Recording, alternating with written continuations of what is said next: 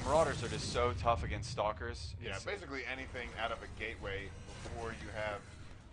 I mean, Concussion Cells is just good against everything. Yep, unless very true. you have lots of sentries to cut the army up, but he definitely wants to fall back out of that. We see now that Warp Gate technology is finished and the expansion's going up, and we just saw the Robo Bay on the way. And a third gateway.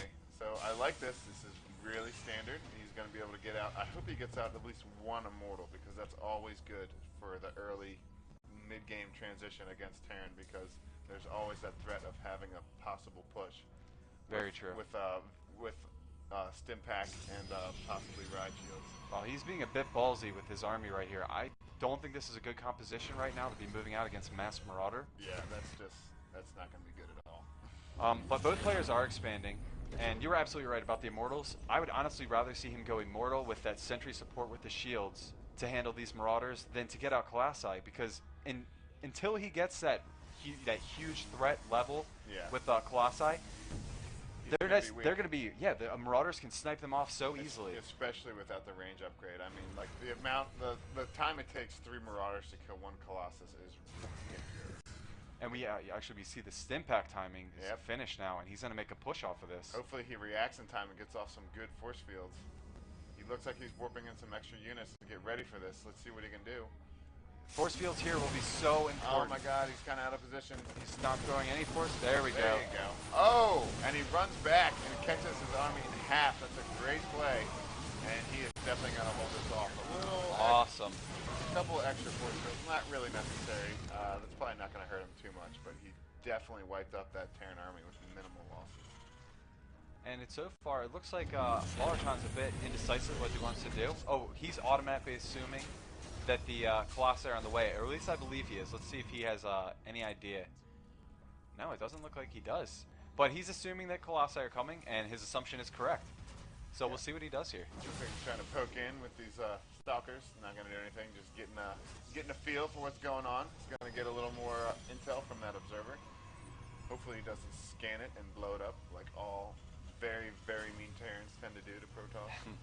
I mean, you guys are lucky you have that cloaked vision scouting. Overlords got a huge nerf when it came to StarCraft 2. Yeah, that's just...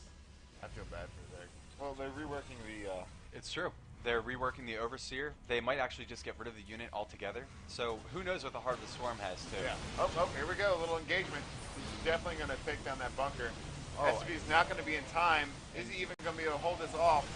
He needs to reinforce. Here comes the medevac. He's pulling all of his SCVs to try and throw it off. He needs some good force fields, and he just pick them off. Wow! And he's picking off mules and everything. Oh my god, I don't think he's going to be able to hold this. Oh wow, and Ballerton mismicroing, lifting up his own units. Yeah. And this is a huge push right now. We'll see if he's able to hold it off. More force fields going down. He needs a force field off his SCVs, and he's just running for the hills. Oh my god, he did plenty of damage on that. He did do some damage. Let's take a look at the Harvester tab. Oh, yeah. After that put, he's up 10 Harvesters. Granted, the mules help even it out, but that was definitely a great push. I'm sure that Ballerton was a bit worried right there. Yeah, I mean, he could have even, if he would have, he may not have had enough force fields. I wasn't actually paying attention to the sentry energy in that epic engagement, but if he could have trapped those SCVs behind the wall. He is going to spot this. Wow, what a great probe. And he's running. We'll see if he continues with this drop. But, I mean, that awesome game so far. I'm pretty excited. And he is going to continue with the drop. Coming out. And this drop is definitely going to be spotted. Zealots there to greet the mothership. And he's going to go ahead with a drop, and that was probably a terrible decision. Good play there, sniping out that medevac immediately. And, you know, with each little air, a monkey just gets further and further ahead. Exactly. He's just winning every single little battle, and I don't think he's going to be able to catch up at this point unless he gets off a secret expansion and he doesn't push out in time. But, you know, we'll see. It looked like Ballerton wanted to make a push there before that first Colossi came out, but it looks like he's going to be way too late. Yeah, he needs to switch over to Vikings immediately. His medevac count is good for the amount of bio he has right now. 4 is fine, but he needs to switch hard over to... There we go. And speak of the devil, Vikings on the way. And we do have some upgrades going on for the Terran. They're getting +1 armor for his bio. Which is is always good. I don't know if he already has. We could have an engagement here. Ooh, his Oh army's my a little God. bit out of position. Yeah. And he does spot the Terran force. He needs to snipe some of those medevacs. Oh, geez. And it looks like he's just applying some pressure here. We'll see if he goes through with it. That's a low sentry count, though. Yeah. He does not want to engage at the natural with that. And look, a little counterattack going on. Just a little distraction. And I like it. There's no reason not to. Yeah. Anything to throw your player off guard. And we already know that Ballertron is a little bit behind from those small attempts to get ahead. They just haven't helped much. I like this, taking his gold. He's definitely ahead. I think he definitely needs more Colossus, and his range is almost done. I think when that range is done, that's when he's going to make his big push into the natural. I agree. Probably seal this game. It says something that he feels comfortable to take that gold before his, this third over here. Yeah. He knows that he's in control of the game right now, and that's a big tell. Yeah, he definitely has Ballertron on his back foot right now. He's probably scratching his head to think, what can I do to get back in this game? And you know what I say? Ghosts. Ghosts are unbelievably powerful, especially we already mentioned he has a low sentry count. Oh, it looks like he's done a little bit of work on that. Still fairly low. I mean, if a ghost were to come out in this army, he would be in a lot of trouble. And looks like we're getting a little bit of lag. Oh, we are getting some lag. There's nothing really we can do about that. I mean, we do have a hefty spectator squadron going on right now. Watch the stream.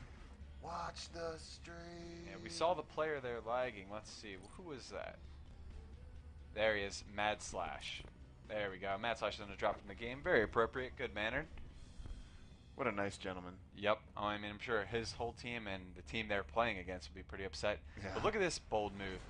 Ballertron knows he's behind. He's going to take his third at the gold regardless, which can be fairly safe with a planetary. And always. The other thing is, based on the positioning, even if the Colossi want to range out the planetary fortress, Vikings can be picking them off from the from the the middle untouchable ground right here. He needs to be careful which way he engages at, and he definitely needs to get Absolutely. off some really, really good force fields. It's scary how much just how you engage can change the flow of the game. I mean, you could be worlds behind, but if you correctly engage, you can come out ahead. Yep. You can be extremely cost efficient with the units and scratch your way out from a really, really bad situation. And we do see Blink finishing.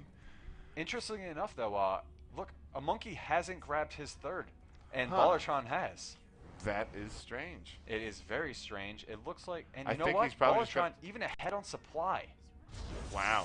He's climbed ahead on the harvesters, and I mean the fact that his third is going to finish, that's a big blunder by a monkey. I mean, he chose to get out more units and maybe upgrades and tech. Oh, Yeah, and see, he this is what I'm has talking a about. lot He's of sniping out the Vikings. Colossi.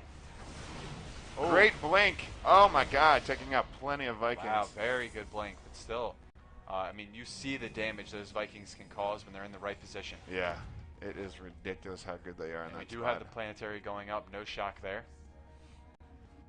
They should not be allowed to get a planetary on this map. Yeah, Should be against the forward law. planetary is very powerful, especially on this map, just based on the positionings, as we already mentioned. Yeah, Very it deadly. forces. Oh my God, here we Great go. concave. Yeah, he needs to get some. There we go. And the Colossus getting sniped down very quickly. Actually, not targeting the low health one initially, but all the Colossi are down. We do have one reinforcing, but I don't think this is going to be enough. He still has way too many Marauders, and they are just going to go to town on and the the Stalkers. Stalkers are trying to focus down the Vikings, but I don't think that's a good idea against this Marauder count.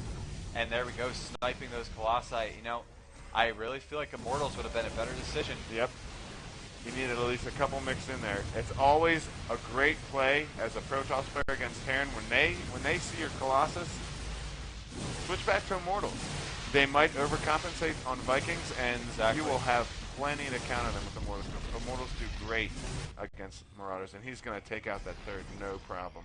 And you know what? Perfect engagement by Ballertron. Now look how far ahead he is. It's ridiculous how fast he got back in that game. Over 50 supply ahead, and I honestly, a monkey is in a horrible position. Yeah. His third taken down immediately. It was even put up late, despite his early game advantage. And I mean, right now he's not in the greatest position. Yeah, and he's still trying to go do some harassment in that back door, but supply depots are just getting in his way every single time, and he's not doing it right. I think what he needs is oh my god, I'm blanking on the dropship of Protoss, and I even play it. Oh, the Warp Prism. Warp Prism. Oh my god. I was thinking shuttle, and I was like, it's not a shuttle. Well, the scary thing is that there's Vikings out, and he knows that. Yeah. So even trying to attempt to do drops, it's just scary. Same with like when Zerg has mutas out, Terran doesn't really want to do drops. Yeah, and he does have that sentry turret, whatever you want to call it. Not a sentry turret. Sentry tower. Oh, here we go. Another engagement. The Immortals are completely out of position. They need to target fire those Marauders, and he's doing a great job targeting the Immortals. It's insane how fast they go down to Marauders. Yeah, even though they're hard counter. I think we're going to see a GG here. This is going to be GG. Honestly, like we mentioned earlier, that engagement would play a huge role in the game, and having Immortals out would have changed things. Exactly. But Ballertron took that fashionably. Yeah. It looked good out there. He just crushed it. It's so sad how easily Marauders can kill Immortals when they're not in the right numbers. They're supposed to be the hard counter to armored units, and Marauders just chew through them. Immortals are, I mean, like you said, in the correct number, they're unbelievably powerful. Lots of times in multi-games, I love just going literally mass Immortal. Yeah. Because it's so fun. Yeah. But, I mean, he made a mistake there. The engagement, he didn't have the Colossi in the right position when he was moving down the map, and that's a huge blunder, and Ballertron made him pay for it. Yeah. He did way too much damage on this Colossus early in the game when there wasn't even an engagement with the rest of the army, and that concave that Terran had on that actual big engagement that pretty much set the pace for the rest of the game. I mean, there's nothing he could do there. His Vikings were in perfect position. He made a mistake trying to focus down the Vikings with his Stalkers, and his Colossus weren't doing enough DPS to the rest of the army because he didn't have the number and he didn't have the arc. I mean, those Marauders with Stim took him down in seconds. Yeah. We have a question about what's on our heads. Jake, these are MLG headbands. That's how you know they're good. Yeah. And it's really hot in here. It's unbelievably hot. So we figured we'd be fashionable, and we're matching too. We have matching T-shirts. We're getting professional, you know. We're going with it, guys. It's time to take it up to the next level. It's about probably 95 degrees in here, probably climbing, and there's really nothing we can do about it. Yeah. That's without the wind chill. That's true. So it's probably more like 52. It's too hot.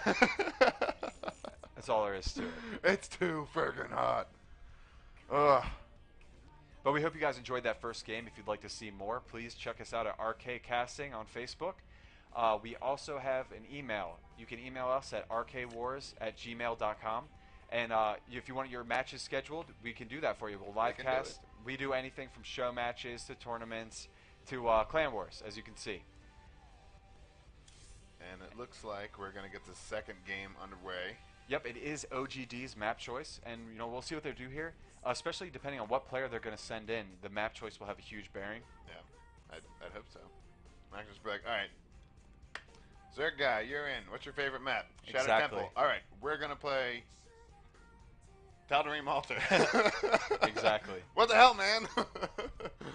I hate that map. We actually saw that done in a professional tournament. I can't remember if it was the IPL League or EG's Master Cup, but it was the player's choice for the veto. And what he did was he said what map he wanted to play at the end of the last game, the previous game. So he's GGing. He says, "All right, next map, Tal'Darim," and his opponent vetoed the map as a result. Oh my God! And that's his right. You can veto a map. You have the right to veto one map when in some tournaments. Oh wow! And because his opponent told him what map before his actual veto, he basically told him what he wanted to do, and that's a big thing. Yeah. Because for all I know, he has a huge game plan for that map, and it's eliminated immediately. Yeah. All right, we're about to get this game set up. We're gonna see who is actually playing in it. Hopefully, they set us up as referees once again. I hope so. I'm sure they will. They've been pretty good. Much better than last week. Yeah, that other guy was just like, all right, everyone in here, go. Yep, and we're referees. What the hell, And it's going to be Shattered Temple. Love it. Yep, Shattered Temple's a great map. One of my favesies. Does that make me sound gay? Say favesies? Favesies? You're such a masculine man. I think you can handle it. Okay. Plus, you got your beard going on. You're fine. Okay. Wait,